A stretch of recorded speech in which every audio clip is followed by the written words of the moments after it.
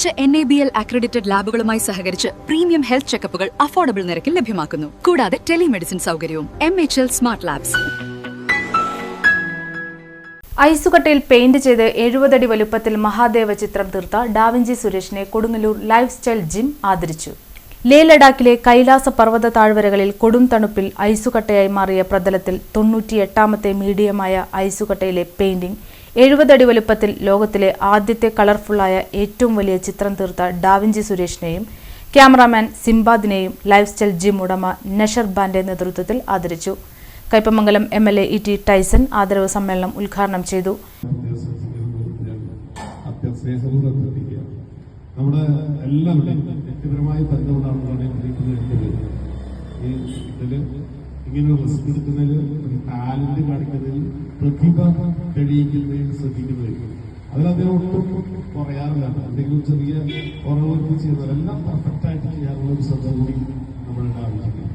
സന്തോഷം എല്ലാവർക്കും പ്രത്യേകിച്ച് മേജർ ജനറൽ റിട്ടയർഡ് ഡോക്ടർ വിവേകാനന്ദൻ, നഷർബാൻ ഗഫൂർ, TR കണ്ണൻ, സദാശിവൻ, സെലിൻ, രശ്മി കണ്ണൻ, അനിരുദ്ധൻ, അനിത ടീച്ചർ, അനിൽ സലീം എന്നിവർ സംസാരിച്ചു. വലിയൊരു സ്വപ്നത്തിന്റെ കൂടെ ഞങ്ങളും ചെറിയൊരു ഭാഗമായി മാത്രമേ ഉള്ളൂ. ഇതിന്റെ അതിദീപമായിട്ടുള്ള ഇതിനൊരു എഫർട്ടും ഇതൊക്കെ അദ്ദേഹത്തിന്റെ ആ ഒരു 10 വർഷത്തെ ഒരു സ്വപ്നം എന്ന് പറഞ്ഞാൽ ഒരാളെ ശ്രമമാണ്. അതിന്റെ ഭാഗവാക്കായിട്ട് നമ്മൾ ഇടയ്ക്ക് വന്നിട്ട് നമ്മുടേതായ ഒരു സപ്പോർട്ടും പ്രാർത്ഥനയൊക്കെ ഒക്കെ ഉണ്ടായി മാത്രമേ ഉള്ളൂ. പിന്നെ ആ ഒരു നമ്മുടെ ആ കൊടുമുടിയിൽ നമ്മുടെ പേരൊക്കെ എഴുതി വെച്ചത് വലിയൊരു സന്തോഷം. ഞങ്ങളും തിരിച്ച് ഡാവിഞ്ചി സുരേഷ്, സിംബാദ് എന്നിവർ ആദരവിന് നന്ദിയും പറഞ്ഞു. കാരണം അദ്ദേഹത്തിന്റെ പവർ എന്തോരുണ്ടെന്നുള്ളത് അവിടെ ചെന്നപ്പോഴാണ് നമുക്ക് മനസ്സിലായത്.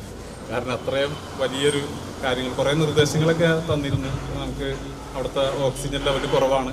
അപ്പോൾ അതുകൊണ്ട് തന്നെ വളരെയധികം ശ്രദ്ധിക്കണം, നമ്മളൊരു ദിവസം പുറത്തിറങ്ങരുത്. അതുപോലെ തന്നെ നമ്മുടെ ഭക്ഷണ രീതിയും കാര്യങ്ങളൊക്കെ ശ്രദ്ധിക്കണം അദ്ദേഹം നിർദ്ദേശിച്ചിരുന്നു.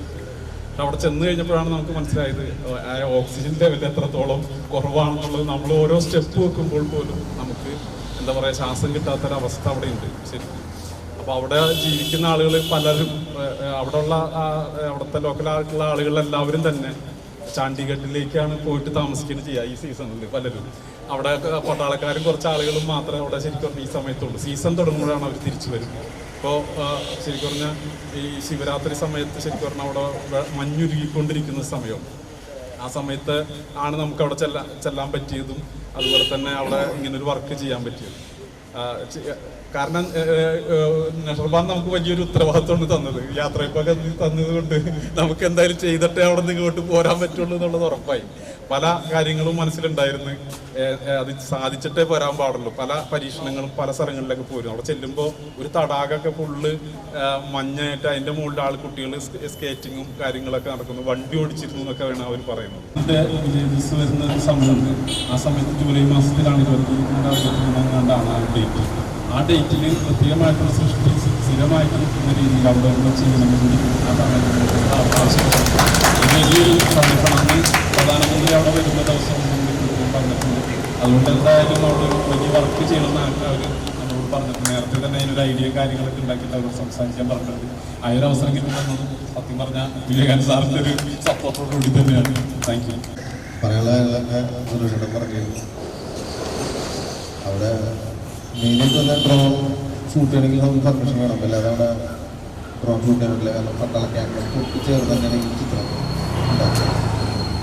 നമുക്ക് ഡ്രോൺ സാധാരണ ഫ്ലൈ ചെയ്യാനുള്ള പരിധി എന്ന് പറഞ്ഞാൽ 130 മീറ്ററുള്ള ഹൈറ്റ്. ഞങ്ങളവിടെ ഡ്രോൺ ഓൺ ചെയ്യുമ്പോൾ തന്നെ അത് കാണിക്കുന്നത് 5600 മീറ്റർ ഹൈറ്റിലാണ് നിങ്ങൾ നിൽക്കുന്നത്. അതുകൊണ്ട് ഡ്രോൺ ഫ്ലൈ ചെയ്ത് ശ്രദ്ധിക്കും. പെർമിഷൻ കിട്ടിയോണ്ട് മാത്രമാണ് ഡ്രോൺ ഷൂട്ട് ചെയ്യാനുള്ള പറ്റിയത്. അതുകൊണ്ടാണ് ആ ചിത്രം നമുക്ക് ക്രിയേറ്റ് വേണ്ടിയത്.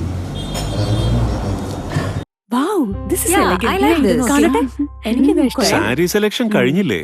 എത്ര നേരായി? കല്യാണമൊക്കെ അല്ലേ അച്ഛാ, അപ്പോ ഏറ്റവും ബെസ്റ്റ് തന്നെ ആവണ്ടേ? ഇവരെയും കൊണ്ട് കല്യാണ സാരി വാങ്ങാൻ പോകുമ്പോ കാണാം നിങ്ങളുടെ പോക്കറ്റ് കാലിയാവുന്നില്ല. അത് ഉറപ്പല്ലേ? എന്നാലും ഏറ്റവും ബെസ്റ്റ് തന്നെ വേണം. ശരി ശരി അങ്കിൾ, പോക്കറ്റ് ഒന്നും കാലിയാവില്ല. ഏറ്റവും എലഗന്റ് ബെസ്റ്റ് സ്റ്റൈൽ ആൻഡ് ഡിസൈൻസും കിട്ടും. പക്ഷേ സ്വയംവര സിൽക്സിൽ തന്നെ പോണം. അതിന് ഞാൻ ഗ്യാരണ്ടി. സ്വയംവര സിൽക്സ്, മനസ്സിന്റെ തൃപ്തി ഇവിടെയാണ്.